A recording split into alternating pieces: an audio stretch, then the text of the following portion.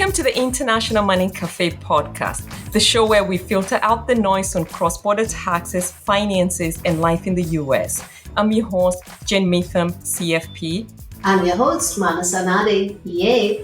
Join us on this journey as we explore these unique challenges facing US inbound-outbound families and businesses.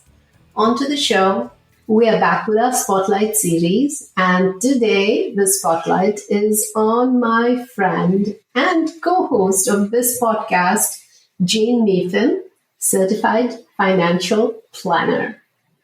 In the last episode, we heard and learned why I, Manasa Nadig, started my firm, MN Tax and Business Services, and today we are exchanging places, and I get to interview Jane and ask her all of the really nice questions and learn more about her and how Jane goes from a career in high tech to running her own financial planning firm.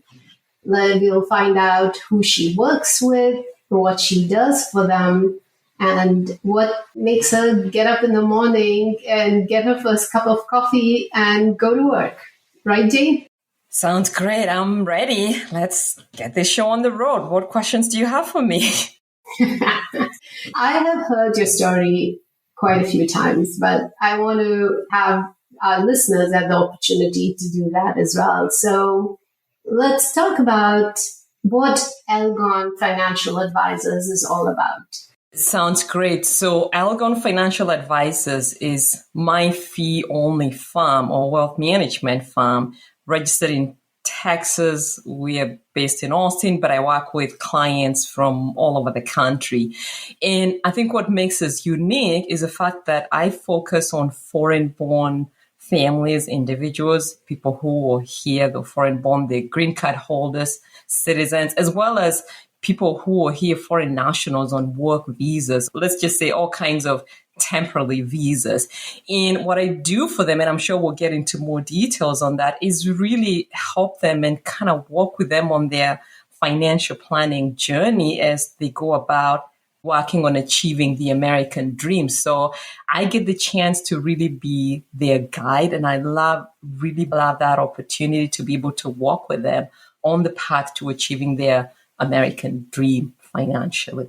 Cool. Now tell me a little more about Jane Mepham, the person behind Elgon Financial. Where did you go to school? Where did you grow up? And let's talk about what you came to the US to do and how you became a certified financial planner. All right. I think we got another 2 hours. So anyway, it's a long story, and I like to think of it as every immigrant has their own journey and their own story of how we land in the U.S. In my case, I came to the U.S. as an F1 student, as an international student. I won't bore you with all the details, but basically I came in to pursue my undergraduate degree in computer science on the F1 student. I went through the whole journey doing OPT, then got a company that hired me on the H-1B visa. And one of the stories that I like to tell that really forms the genesis of Elgon Financial Advisors is when I started at this job, the HR person gave me this thing, which she told me was a way to really achieve the American dream. Because I kept talking about how do I make something out of my life? How do I save for my future? And this thing was the 401k plan, which I honestly had no idea, one, whether I could save into it, two, what options I would select, and even how much I could invest into this thing based on what my income was. And one of the things I like to call out is I'm big on when I get into a new situation, try and learn as much as I can. And one of the things I learned on my journey was you can't do anything. The one thing you don't want to do is something that could end up messing your legal status, because if that happens, you could end up getting kicked out of the country, which obviously I didn't want to happen. The thing I remember is a sense of dread, and I've been given this thing, but I don't know what to do with it. I've come so far. We all know some of the struggles international students go through, and now I have a chance, but I don't know how to do it. And so I resolved to go out and learn everything I could about personal finance and really helping people who were in my situation. And so I like to say today, I'm the guide that I wish that I had had in terms of walking along that journey. But back to my story, I got the H-1B visa again. Long story short, I got my green card and then I became a citizen. And at the back of my mind, I always had this thought of how can I go back to helping people with their finances? Because I can see that's an area that's not really being served. This is a group of folks that are not being served. Every advisor that I met, they only talk specifically about people looking to retire, for example, in the US, but nobody was really talking about retiring, for example, outside the US, or what to do along that journey when you have all these other foreign assets, for example. From there, I found myself thinking, what do I want to do when I grow up at some point? And again, long story short, I went back to school. I already had my master's in computer science, but I went back to school for like a postgraduate, whatever program, did my CFP, ended up working with somebody who worked with a lot of residents, physicians, some of whom were foreign born. And really, as I was doing all this, that convinced me I needed to start something or a firm that would purely work with this group. Sorry, a bit long-winded, but that's how I ended up starting the firm. That story is always amazing, Jane. It goes to show that there are so many people who come here on the F1 visa, and that journey from being on the F1, going to school here in the US, getting used to a whole lot of new experiences and new ways of doing things, and then switching to another visa where now you have to learn yet another set of rules and have to deal with that, and then get to where you are. I mean, that I'm sure resonates with a whole lot of listeners who are either on this journey now or who have made this journey and have gotten to the other side. So absolutely, that's great to know. And I know that these are things that students on F1 visas and H-1B visa holders, they have these questions about retirement plans. So I can imagine what you were thinking about at that time. Yeah, so tell me a little more about, I'm always mesmerized by the name Elgon, and I would really like our listeners to know what the story behind that is. When I started my company, one thing growing up, I always thought, if I ever have something, I always had two names in mind, okay? And one of them was Elgon, and I'll tell you why. And I had another name. Again, it's another mountain range. So Mount Elgon is a mountain between Kenya and Uganda. And I remember learning about it from when I was about 6, 7, 8. And I was just fascinated by the idea of this mountain. The reason being, it's one that's very hikeable, for lack of a better word. Just about anything can hike this mountain. It would take you a couple of days. But the other really cool thing about Mount Elgon is that it has the largest caldera in the world. This is an area where there was a volcano, but it's now dormant. And once you get to the top of the hike, which normally with a lot of mountains, when you're doing hikes, you get to the top and it's like, great, I'm on the top of the mountain. With Mount Elgon, that's not the ultimate goal. The ultimate goal is you get to the hike and then you descend into the caldera where they actually have some amazing hot springs. And so for me, the financial planning journey is, again, I like to think of myself as the guide, is we walk up this mountain. We're going to avoid some minefields with taxes and all the things that can go wrong, lots of technical details.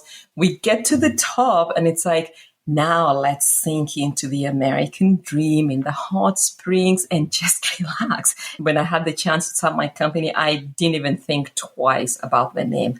I knew it had to have an Elgon, and because I love the idea of really focusing on it's all wealth management, but I want to make sure we're talking about all the other things that go into your finances. I came up with Elgon Financial Advisors, and so here we are. And when you look at my logo, I have this amazing developer who put this logo together for you, which incorporates actually the mountain if you look at it. And that's how we end up with Elgon Financial Advisors.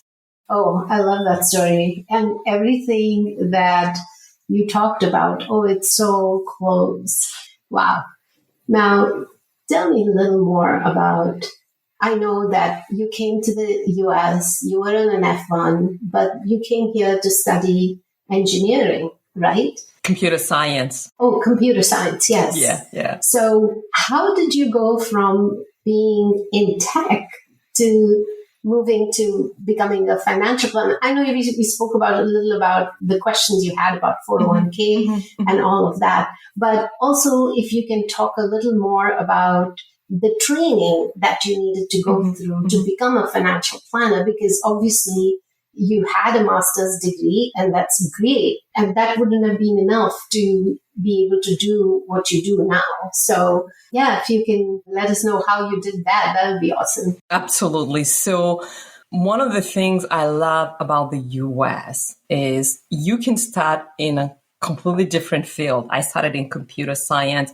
I love programming. I did a lot of data engineering. I was a DBA, and then I did a bunch of programming. I then managed a whole bunch of groups. What I love about that, it's very technical. I guess it's a whole different part of your brain that you use when you're doing that.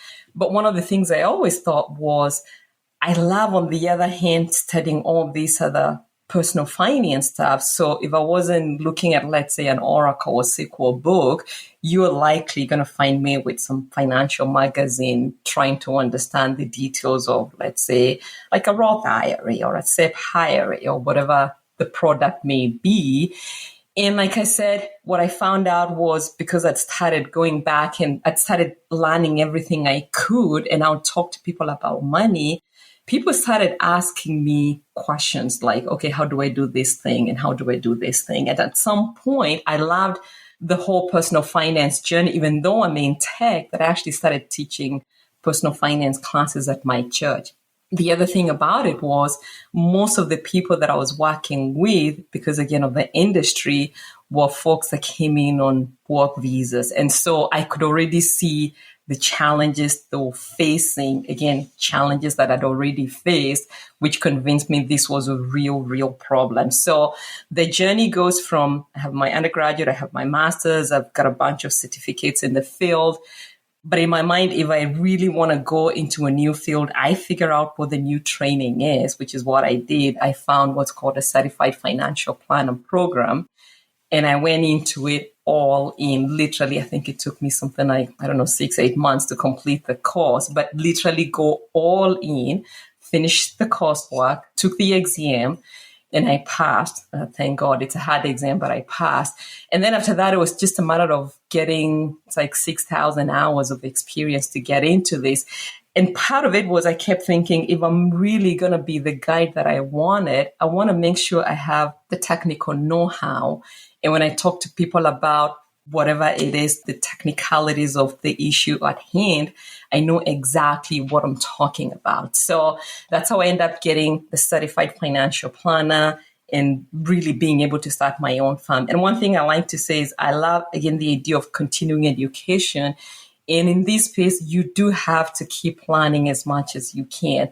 Again, I talk about the tax residency and tax treaties and that kind of thing. You have to keep learning. To really be successful, you have to be willing to put in the work for sure, but also be somebody that wants to keep learning new things, new ways of doing things. And as long as you have that curious mind, I think you can succeed in any career switch.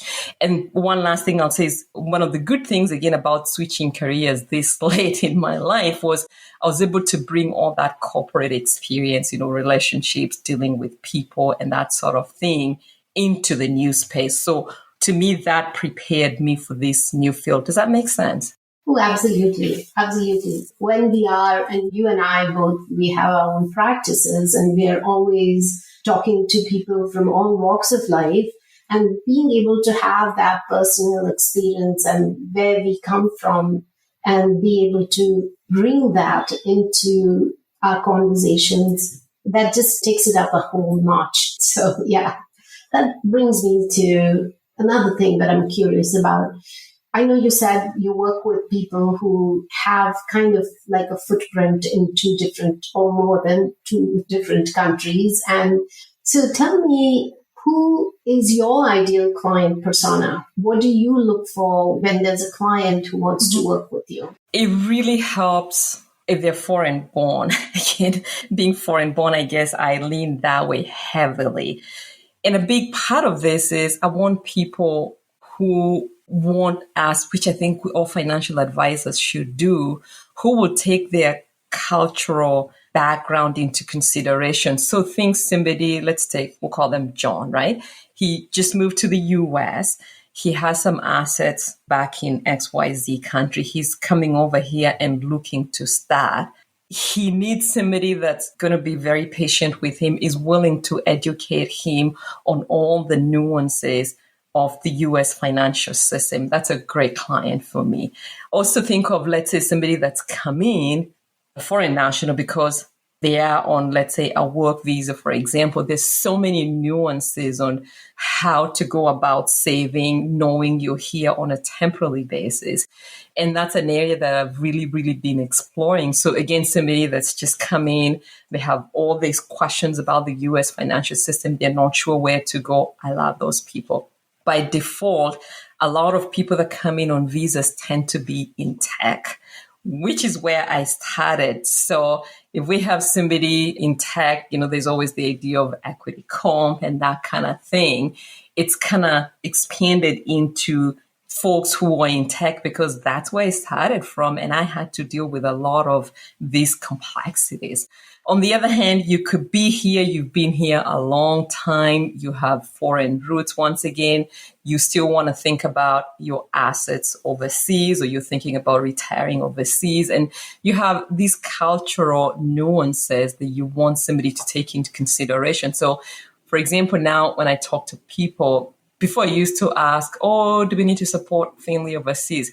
But now I kind of just go, how much are we putting into support for the family overseas?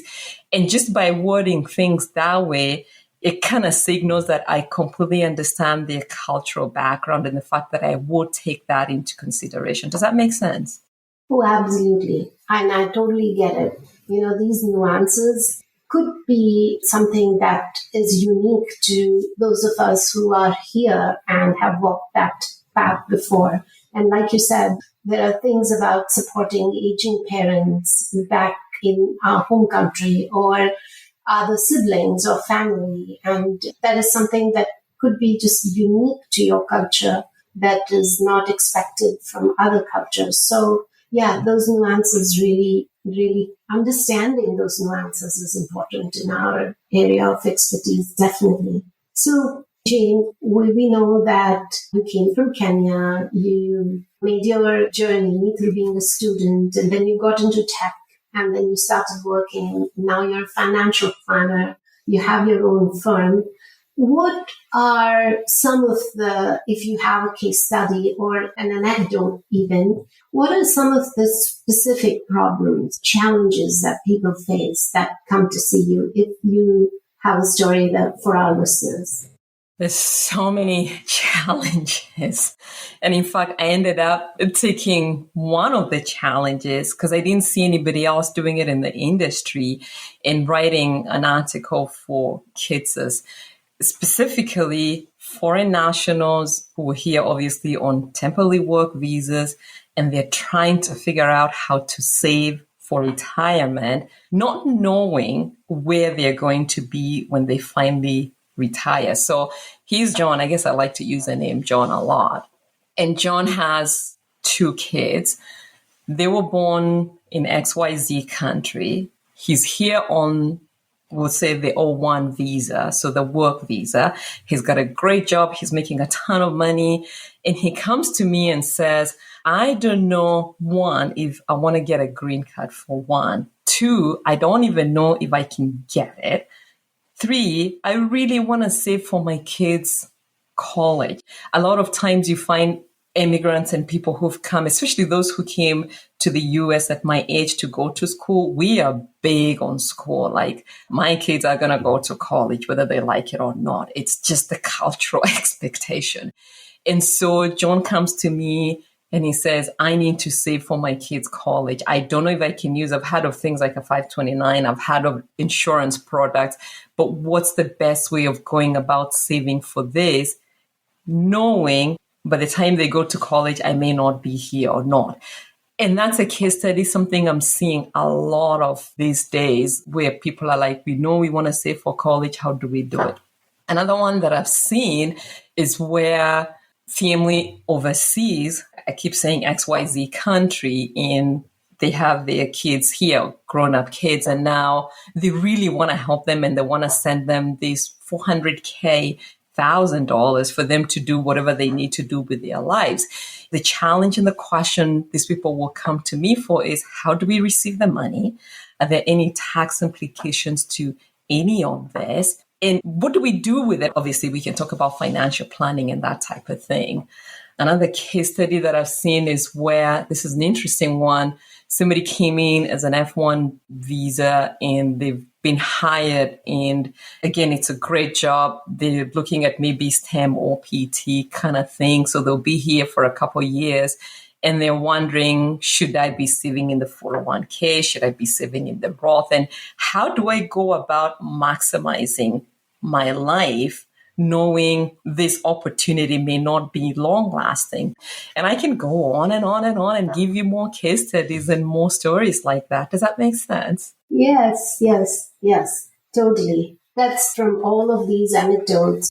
We see that, you're who you are and what are the people that you like working with. But speaking of working with you, or working with a financial planner in general, I know that because you and I are in this field, filing taxes, financial planning, we are numbers people. But numbers can be intimidating to a lot of others. They are not as comfortable, let's just say, around numbers as maybe you and I are, or any financial planner or a tax advisor is. So they may come and say, hey, I think it's intimidating to talk to somebody, or they may think that it's not time yet. And there are all of these already kind of preconceived notions in their heads. Tell us, what do you think is your experience? And then how do you go about this process of getting in touch with you? And how do you simplify this process? And do you simplify this process for your clients or your prospects? So one thing I've always said to people is, once you move to the US, if there's an issue comes up and you're not sure, we all love our friends, we all love our family, but reach out to a professional. And the example I'll give is, when you're sick, you go to the doctor. You may have to do some shopping around to find the right doctor for you, but you absolutely want to go to the doctor and not just Google things, right? So one thing I know, again, based on where somebody's coming from, there's sometimes this misconception. And I've actually had somebody talk to me and say, oh, I never thought I would ever work with a financial advisor because I always assumed you have to have millions of dollars to work with financial advisors. So there's that cultural background. There's also sometimes the intimidation factor. And also the fact that I get it. It's a business that we are running, and there's, a lot of financial advisors who have certain minimums. I do recall, Ashley, let me tell you another story, because I really wanted to do this and I always knew we needed to get our finances in order. And part of this is my spouse and I from completely different cultures. So we're combining his country, my country, and the US, 3 countries, would reach out to a bunch of financial advisors. And one that we ended up talking to one time looked at us, put a plan together for us. And then when we came back to get the plan, the first thing the person says to us is, you guys are making a ton of money, but I don't know where your money is going. You're going to be wasting it somewhere.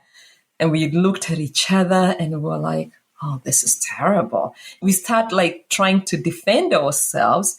And we were like, oh, we travel a lot. And the person says, oh, to where? And we're like, I'm thinking you could have asked us that question when we came in the first time. Obviously, you did not take the time to really get to know us. Otherwise, you'd have realized every time there's a wedding, a funeral, we're buying tickets, it's a couple thousands, and that goes into some of this. So my whole thing is when you're looking for a financial advisor, it's intimidating. I get it, but I want you to have like a step of faith to say, I need to at least talk to somebody, but ask very specific questions to find out if they can solve your specific issue or your specific challenge. So in hindsight, this person, we took up the courage, we went and talked to him, but he was not the right advisor for us because he did not take our cultural background into perspective, didn't say anything about our overseas asset, didn't say anything about taxes, never even asked to look at our tax returns. So my take is, I know it's intimidating, but at least have the courage to just take that initial step, but interview as many advisors as you can. And most people now have a lot of stuff on the website. So you find one that you like, follow them for quite a bit, maybe on LinkedIn or social media, see some of the issues they talk with, but also come with a list of, here are all the questions that I hope you can answer for me. We can probably do an episode where we talk about some of those questions, but it's important when you get to them to make sure they will address the questions that you raise. And you may have to talk to 4 or 5 advisors, and that's okay. And again, part of the thing that I keep saying is you don't need to have $1 million to talk to an advisor. You just need to have the willingness and obviously be able to pay for the services.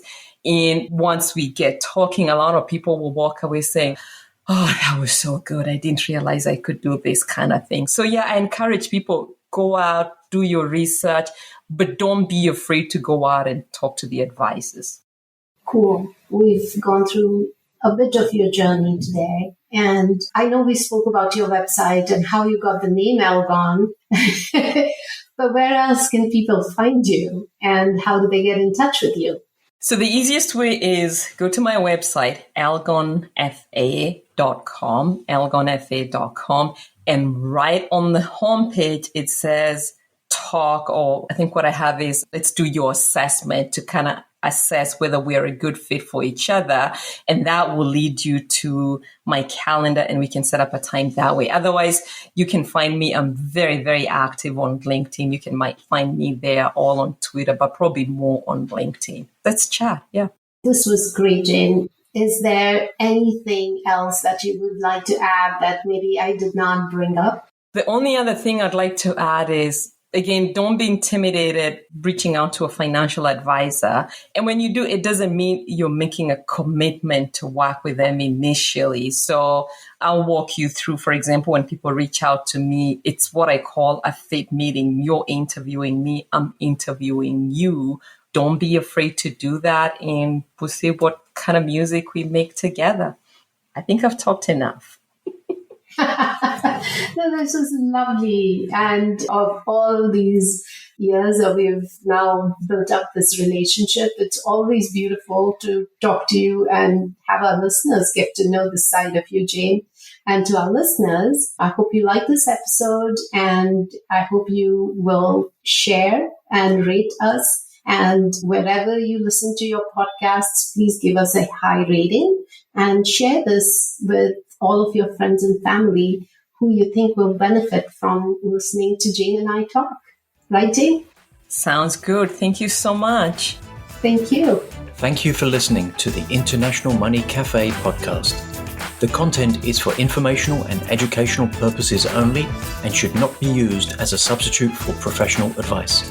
Seek the advice of your qualified service provider with any questions you may have regarding your cross-border finances and tax needs.